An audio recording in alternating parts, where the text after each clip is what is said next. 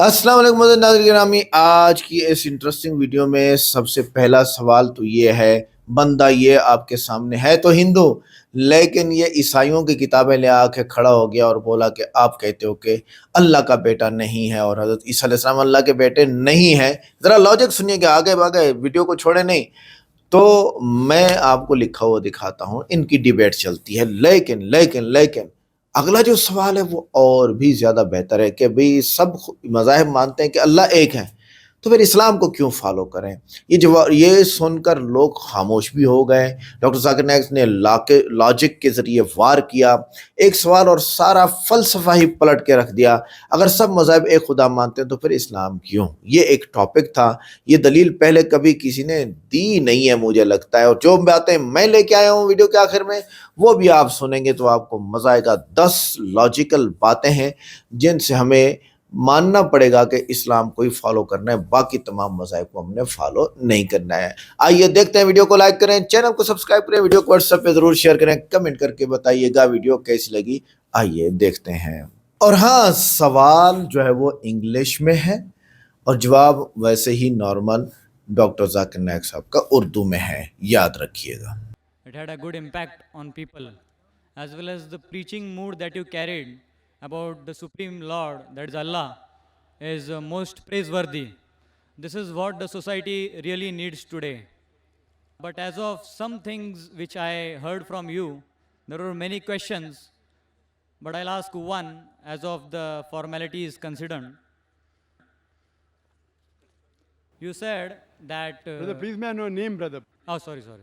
I am Dilip Mishra, and I have been studying Gita and Bhagavatam and various scriptures. And I am B computers in profession, and I am doing software job. One of my colleagues, Majid Khan, he invited me, and basically I came to know about you when I was working with him, and we were both undergoing training. So he saw that I practiced something, and he asked me some questions like you had already talked of Natasya Pratimasti and various other things. And I had refuted all the arguments in the sense that based on scriptures, I said that what Zakir Naik is saying is wrong. So he could not refute, counter argue my arguments. So he said that when we'll have a seminar, we will talk to Mr. Zakir Naik directly. I said, if you allow, I can talk. I have no problem. So if you don't mind, can I ask you a question? Sure, most welcome, brother. Thank you. Now you said that actually nobody is the son of God. So I do understand that as of begetting a son, obviously nobody is directly begot as a son here. But in Bhagavad Gita, at various places it is already mentioned that Krishna is saying, Mame vansho jiva loke jiva bhutana sanatana manasasthani indriyani prakritisthani karshati. I know you are already knowing about it, but I'll just read the translation if you don't mind. It says, the living entities in this conditioned world are my eternal fragmental parts. Due to the conditioned life, they are struggling very hard with the six senses, which include the mind. Here, the Supreme Lord Krishna is saying that you are my part and parcel. And there is one more special shlok which says that I am the father, I am the mother, I am the seed giving father. So that is 9.17. If you want, I can just read it for you. It says, पिताहमस्य जगतो माता धाता पितामह वेद्यम पवित्रम ओंकारम मृक्साम यजुरेव च. I'll just read the translation. I am the father of the universe, the mother and the support and the grandsire. I am the object of knowledge and the purifier and the syllable Om. I am the Rig, the Sam and the Yajur Vedas. So here if we see that the Supreme Lord is saying, all of are my sons, I take care of them. So I do agree with your first point saying that somebody is directly begotten as a son. That can be denied. But as of spiritual part and parcels, we are surely the son of the Lord and we deserve his mercy. So I felt that this bit contradicts with what you already said. भाई साहब ने एक अच्छा सवाल पूछा है. I'm sorry, I'll answer in Urdu because the program is in Urdu and I believe you can understand Hindi. MashaAllah. My Hindi is also not that good. It is simple with all the grammatical errors. भाई साहब ने सवाल पूछा है, कहा है कि उन्होंने मेरी तकरीर सुन चुकी है और कुछ बातों पे उसे एतराज़ है और उन्होंने कहा उनके दोस्त से कि जाकिर कहते ना तस्य प्रतिमस्ती, और मैं इसमें नहीं मानता हूँ, क्या मैं कुछ सवाल पूछ सकता हूँ? मैंने बोला बेशक। और उनके सवालात में उनने कहा कि जब मैं कहता हूँ कि अल्लाह सुब्हाना व तआला ने बेटा नहीं जना, लेकिन उन्होंने भगवत गीता के 2 श्लोका का जिक्र किया, और एक श्लोक में लिखा था कि श्री कृष्ण कहते हैं कि मैं आपका पिता हूँ, मैं आपका माता हूँ। तो ये सवाल करने वाले कहते हैं कि मैं मानता हूँ कि खुदा बेटा नहीं जनता, God can not beget a son, लेकिन आम सन हो सकता है। आम son, for example, if you read the Bible, Bible says in the book of Romans that all those who are led by the Spirit of God, they are sons of God. जो भी अल्लाह के अहकामात को मानता है वो अल्लाह का बेटा है। उस अंदाज में अगर आप कहते हैं कि हम भगवान के बच्चे हैं, I have got no problem, हम भगवान के बच्चे हैं। मिसाल के तौर पे अगर कोई ज़ईफ़ इंसान अगर मुझे कहेगा या कोई नौजवान को कहता है बेटा इधर आओ, तो वो फ़ौरन बोलेगा जी चाचा जान, और आएगा। लेकिन अगर कहेगा कि आप मेरे जने हुए बेटे हैं इधर आओ, तो वो उसको एक लाफा मारेगा। बेटा मतलब सन, वो छोटा आदमी है, ही इज गिविंग रिस्पेक्ट। मिसाल के तौर पे मेरे इंट्रोडक्शन में शेख फैजुर रहमान ने कहा कि शेख दीदात ने कहा डॉक्टर जाकिर नाइक को बेटा, और फिर बेटा मतलब मैं उनकी इज्जत करता हूँ, वो मेरे वालिद के समान है। लेकिन अगर वो लिखते थे कि मेरा जना हुआ बेटा, तो प्रॉब्लम है। आप समझ रहे कि नहीं? This is the language. तो इस तरीके से अगर आप बेटा कहते हैं और कहते हैं कि गॉड इज फादर, तो अगर आप कॉन्टेक्स्ट में देखते हैं कि वो हमारा पालने वाला है, वो हमारा खालिक है, वो हमारा रब है, उस तरीके से आप कहते हैं, मुझे कोई भी प्रॉब्लम नहीं। लेकिन इसीलिए कुरान मजीद में 99 सिफत अल्लाह ताला की, उसमें से अब जो आसान है जानबूझ के नहीं लिखा है, लेकिन रब जो और मुश्किल है, रब बोलना अब से और मुश्किल है, जानबूझ के अल्लाह सुब्हाना व तआला ने अपने सिफतों में अब को नहीं लिखा। क्यों? लोग उससे गलत मानी ले सकते हैं। वरना फादर बोलना अच्छी बात है, और हम आम तौर पे कहते हैं बेटा इधर आओ, कोई हर्ज नहीं। इसीलिए मैं कहता हूं बाइबल में अगर कहते हैं कि जो लोग अल्लाह की बात मानते हैं वो अल्लाह के बेटे हैं, मुझे कोई हर्ज नहीं। उस तरीके से ईसा अलैहिस्सलाम बेशक अल्लाह सुब्हाना व तआला के भेजे हुए अजीम पैगंबर थे, वो बेशक बेटे थे। लेकिन अगर कोई कहता है कि ईसा अलैहिस्सलाम अल्लाह के जने हुए बेटे हैं, तो ऑब्जेक्शन। आप समझे ना? तो बाइबल में किधर भी नहीं लिखा है कि ईसा अलैहिस्सलाम अल्लाह के जने हुए बेटे हैं। एक वर्स है gospel of John chapter number 3 verse number 16, जिसमें लिखा है क्या for God so loved the world that he give his only begotten son whosoever believeth in him shall not die but have everlasting life। तो ये verse जो Bible की है, gospel of John chapter number 3 verse number 16, for God so loved the world that he give his only begotten son whosoever believeth in him shall not die but have everlasting life। ये एक ही जगह पे लिखा हुआ है begotten son। लेकिन जब आप RSV पढ़ते हैं, revise standard version of the Bible, revised by 32 scholars, Christian scholars of the highest eminence, वो लिखते हैं कि ये लफ्ज जना हुआ, ये लफ्ज बिगॉटन इंटरपोलेशन है, फैब्रिकेशन है, बनावटी है, ये बाइबल में था ही नहीं। और वो क्रिश्चियन स्कॉलर्स ने ये लफ्ज को बाइबल के बाहर उठा के फेंक दिया है। इसी तरीके से आपने जो कहा कि भगवत गीता में लिखा है, श्री कृष्ण कहते हैं कि मैं माता हूं, मैं पिता हूं, इन कॉन्टेक्स्ट मुझे प्रॉब्लम नहीं है। हालांकि मैं नहीं कहूंगा कि खुदा हमारे वालिद है। क्यों? क्योंकि लोग को गलत फहमी हो सकती है। लेकिन अगर कोई इंसान सही कॉन्टेक्स्ट में कहता है कि हम अल्लाह के बच्चे हैं, मुझे कोई एतराज नहीं, लेकिन जने हुए नहीं। इसी तरीके से आप पढ़ेंगे गीता, वेद सबसे ऊंची किताब है। वेद के बाद आता है उपनिषद, उपनिषद के बाद आता है इतिहास। तो अगर आपको जानना, इतिहास के अंदर महाभारत का एक हिस्सा है भगवत गीता। अगर आपको कोई शक है इसकी मानी में क्या हो सकता है, अगर 2 मानी निकलती है, तो आपको जाना चाहिए वेद के पास। या उपनिषद के पास। आप अगर उपनिषद पढ़ते हैं, श्वेताश्वतर उपनिषद चैप्टर नंबर 6 वर्ष नंबर 9, उसमें लिखा है ना चदिसे कसिज जनिता ना चदीपा, जिसके मानिए उस भगवान, उस खुदा का ना वालिद है ना वालदा है। He has got no superior, no father, no mother। मैं कंप्लीट करता हूँ फिर मौका दूंगा। इसी तरीके से आपने कहा कि मैं ना तस्वीर प्रतिमा अस्थि को नहीं मानता हूं। क्या आप वेद को नहीं मानते? आप ये कह सकते हैं कि मैं जाकिर जो ट्रांसलेशन देता है मैं उसमें नहीं मानता हूं, तो मैं जवाब दे सकता हूं। तो आपके भगवत गीता का जवाब तो दे दिया हूं, लेकिन पहले जब आपने कहे ना तस्वीर प्रतिमा अस्थि, ये हवाला है श्वेताश्वतर उपनिषद चैप्टर नंबर 4 वर्ष नंबर 19, और आता है Yajurveda chapter number 32 verse number 3 में, जहां लिखा है न तस्य प्रतिमा अस्ति। प्रतिमा एक संस्कृत वर्ड है। अगर आप संस्कृत डिक्शनरी में जाएंगे, लिखा है कि प्रतिमा के मानी है बुद्ध, के मानी है फोटोग्राफ, के मानी है स्टैच्यू, उसके मानी है स्कल्पचर। तो जब वेद और श्वेताश्वतर उपनिषद में आता है ना तस्य प्रतिमा अस्ति, उस खुदा की कोई प्रतिमा नहीं, उस खुदा का कोई बुत नहीं है, उस खुदा की कोई तस्वीर नहीं, उस खुदा का कोई फोटोग्राफ नहीं, कोई स्कल्पचर नहीं। तो ये मानी है।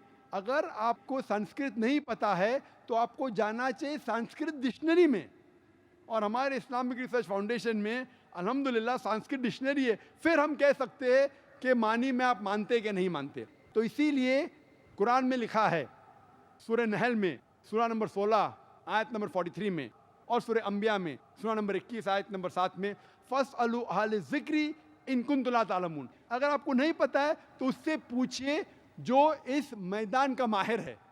और जो मैं कह रहा हूं, आपको कई कमेंट्री दिखाऊंगा जो अल्हम्दुलिल्लाह हिंदू पंडितों ने लिखी है।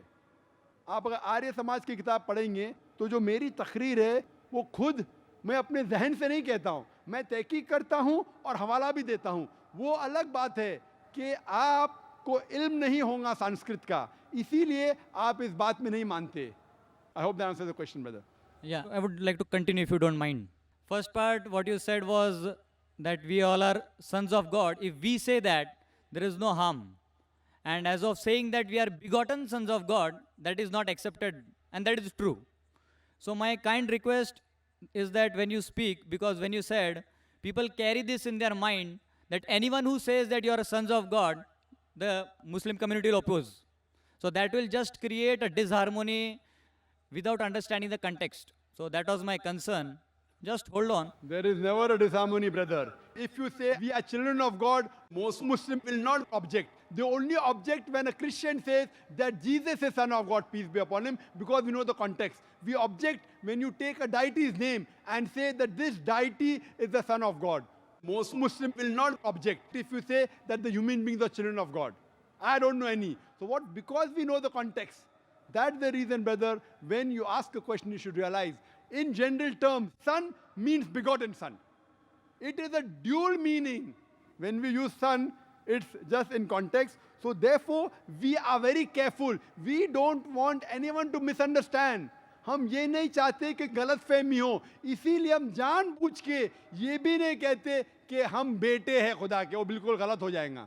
अगर कोई गलत फहमी लेता है मेरे अल्फाज से, हम इसीलिए वी आर वेरी केयरफुल, हम जानबूझ के एहतियात लेते हैं, और ऐसे अल्फाज जिससे गलत फहमी पैदा हो सकती है, खुसूसन खुदा के लिए, भगवान के लिए, हम क्या करते, तहकीक करते हैं, और we are very careful that not to use this word. Hope that answers the question brother. भाइयों की तरफ से कोई सवाल हो, गैर मुस्लिम भाइयों को तरजीह दें। मेरा नाम कैलाश माने है। मैं प्रोफेशनल से टेलीकॉम इंजीनियर हूँ। आपने कहा था कि हर रिलीजन में लिखा है, कि हर बुक में लिखा है कि भगवान एक है, खुदा एक है। तो मैं ये कहना चाहता था कि इस्लाम को क्यों फॉलो करना चाहिए? माशाल्लाह, भाई साहब ने बहुत अच्छा सवाल पूछा, अहम सवाल, कि अगर हर मज़हब, हर धर्म की किताब में लिखा है कि भगवान एक है, तो मुझे इस्लामी क्यों फॉलो करना चाहिए? बहुत अच्छा सवाल। अगर हिंदुइज्म में लिखा भगवान एक है, क्रिश्चियनिटी में लिखा भगवान एक है, इस्लाम में लिखा भगवान एक है, तो मुझे इस्लामी क्यों फॉलो करना चाहिए? मैं हिंदू ही रहूँगा, मैं ईसाई रहूँगा। बहुत अच्छा सवाल है।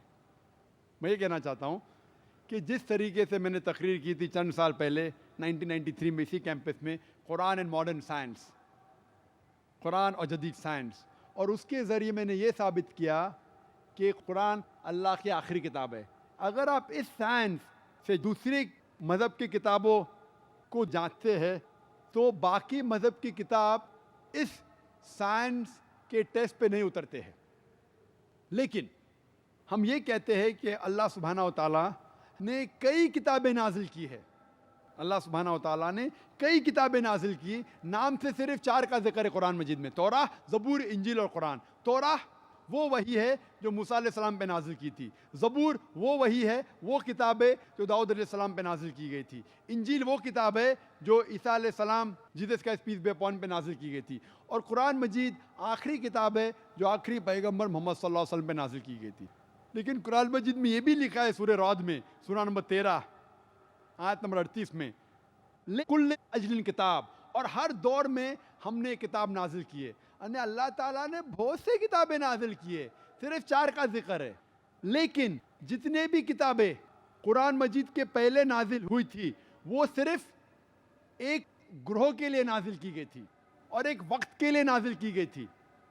जिस तरीके से बाइबल में लिखा है, gospel of Matthew chapter number 15 verse 24, gospel of Matthew chapter number 10 verse number 5 and 6, कि ईसा अलैहिस्सलाम सिर्फ बनी इसराइल के लिए भेजे गए थे, तो इंजील सिर्फ बनी इसराइल के लिए भेजे गए थे।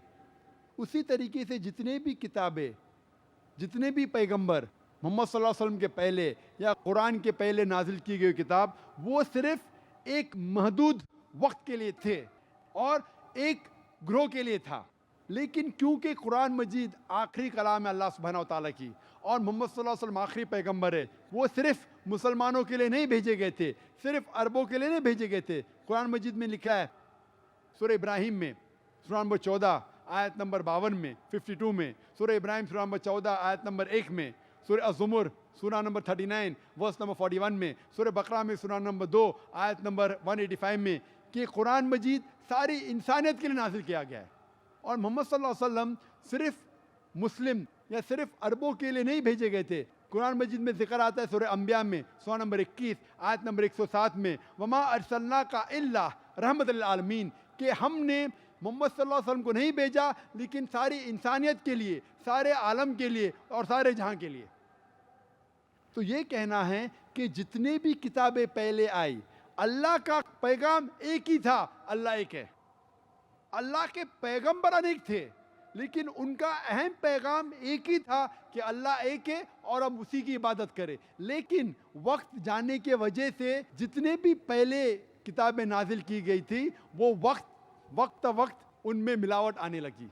और आप कोई भी स्कॉलर से पूछो, चाहे बिब्लिकल स्कॉलर पूछो, क्रिश्चियन स्कॉलर से पूछो, there are so many interpolation in the Bible में मिलावट है। अगर आप वेद के स्कॉलर से पूछेंगे वो कहेंगे वेद में मिलावट है। तो जितने भी किताबें पहले नाजिल की गई थी उनमें मिलावट है। जितने पैगंबर भेजे गए थे उनका पैगाम बदल चुका है। लेकिन एक अहम बात है कि ये किताब के अंदर मिलावट आने के बावजूद फिर भी हर मजहबी किताब में तौहीद है, हर मजहबी किताब में लिखा है कि भगवान एक है। तो मैं कहता हूं गैर मुसलमान से और मुस्लिम से भी कि आप मान लो कि एक किताब 100% खुदा की किताब है।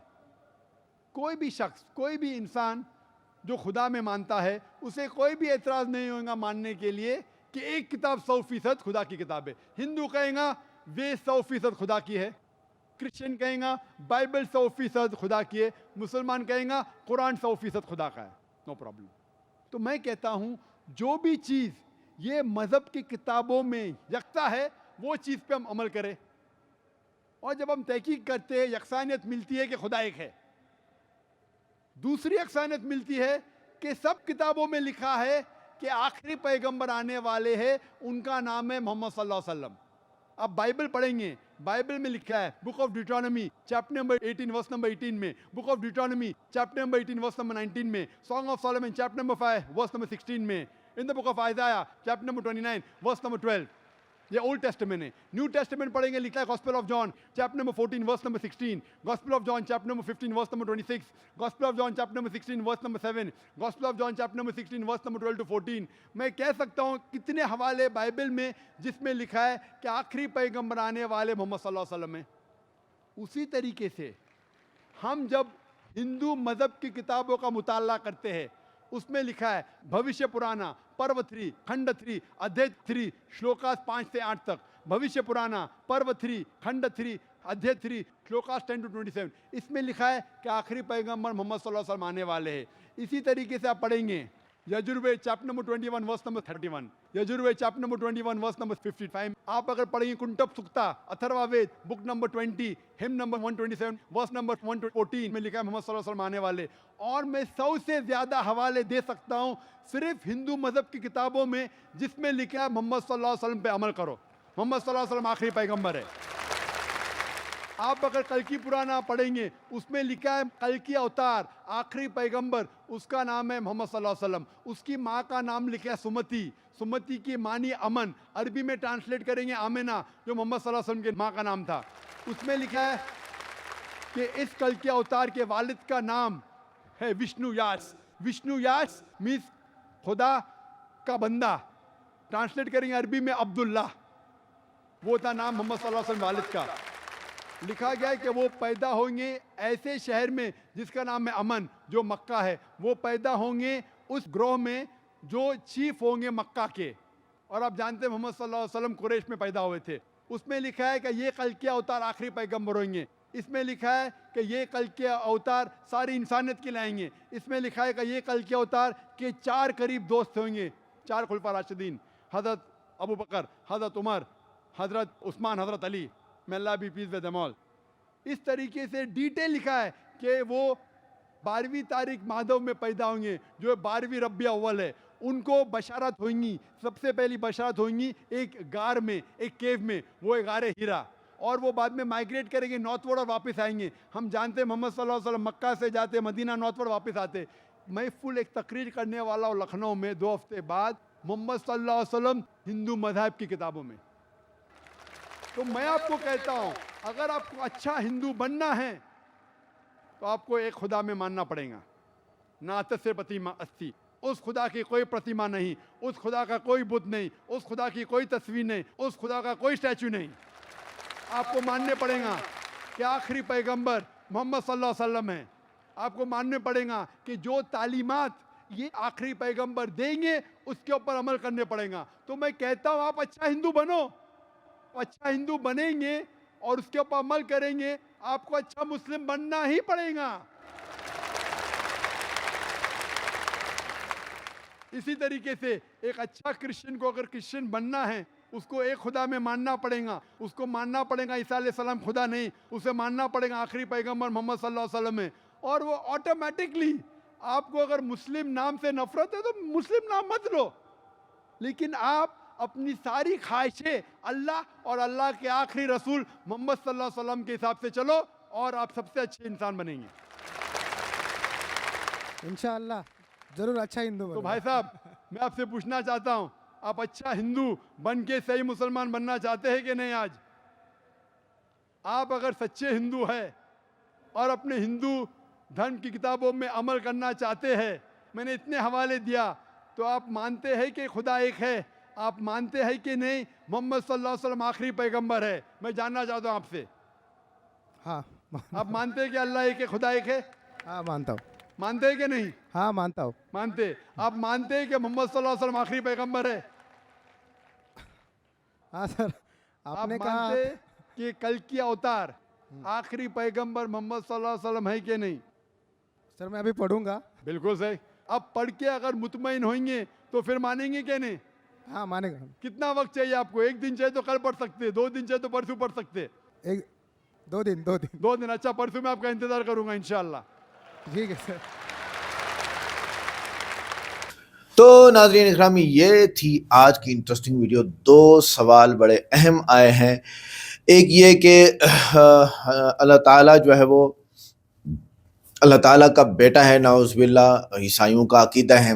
और डॉक्टर जाकिर नाइक साहब ने भी यहाँ थोड़ी सी लचक खाई, जिसका बाद में अंदाज़ा हुआ कि नहीं खाई थी, लेकिन उन्होंने कहा ज़रूर है कि मुँह बोला बेटा ईसाई मानते हैं, तो इसको हम, या लफ्ज़ी बेटा जिसे हम कहते हैं, ठीक है, जैसे आजकल हम भी किसी के बच्चे को कहते हैं तो बेटा इधर आओ, इस अंदाज में कहना ठीक है। लेकिन कुल हुवल्लाहु अहद अल्लाहु समद लम यलिद वलम यूलद वलम यकुल लहू कुफुवन अहद। तो अल्लाह ताला ना किसी का बाप है ना किसी का बेटा है। तो आप अल्लाह ताला के बेटे को, यानी आप क्यों मुंह बोला या लफ्जी बेटा कहेंगे? यही तो फर्क है कि अल्लाह ताला ने कुरान पाक में फरमा दिया लैसा कमिस्लिही शैउन, उस जैसा कोई हो ही नहीं सकता। लिहाजा अल्लाह ताला किसी का मुंह बोला बाप भी नहीं बन सकता। लिहाजा हज़रत ईसा अलैहिस्सलाम अल्लाह के बंदे हैं, रसूल हैं, नबी हैं, लेकिन बेटे कभी भी नहीं बन सकते।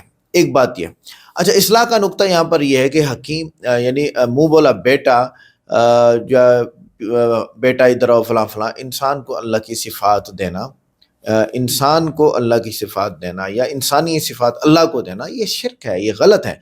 ईसा अलैहिस्सलाम को अल्लाह का कलमा कहना, कुरान ने खुद फरमाया, कलमा का मतलब अल्लाह ने बोला और वो हो गए, तो ना कि अल्लाह का बेटा। अब कुरान सबसे वाज़ेह फ़र्क बयान करता है सूरह निसा, इन्नमल मसीह ईसा इब्न मरियम रसूलुल्लाह व कलिमतुहु, ईसा अलैहिस्सलाम अल्लाह के रसूल है, अल्लाह का कलमा है, नॉट बेटा, याद रखिएगा, बेटा नहीं है। कलिमा अल्लाह का हुक्म, कुन, रूह अल्लाह की तरफ से एक ख़ास रूह, बेटा जिस्मानी नस्ली ताल्लुक, जैसे कुरान ने मुकम्मल रद्द किया कि वो तुम्हारा वो अल्लाह का बेटा नहीं है। यानी मुंह बोला बेटा कोई मजहबी इस्तिलाह है ही नहीं, मगर हज़रत ईसा अलैहिस्सलाम का बेटा कहना मुशरिकाना अकीदा है। अगली बात यह है कि अगर सब मज़ाहिब कहते हैं कि अल्लाह एक है, तो फिर इस्लाम क्यों माने? बाकी मज़ाहिब में भी तो यही बात है। यहाँ पर कुछ लॉजिकल बातें हैं जो मैं बयान करना चाहता हूँ, वो ये कि सिर्फ इस्लाम खुदा की वहदानियत को खालिस रखता है, बाकी मज़ाहिब अल्लाह की वहदानियत को खालिस नहीं रखते हैं। यहाँ तक कि मुसलमानों में अहमदी फ़िरका भी रसूल को आखिरी नबी नहीं मानता, तो हम उनको कहते हैं गैर मुस्लिम है। दीगर मज़ाहिब में एक खुदा के साथ बेटे, अवतार, मुजस्सम सूरतें या इजाफी खुदाई सिफ़ात मिलाई गई हैं।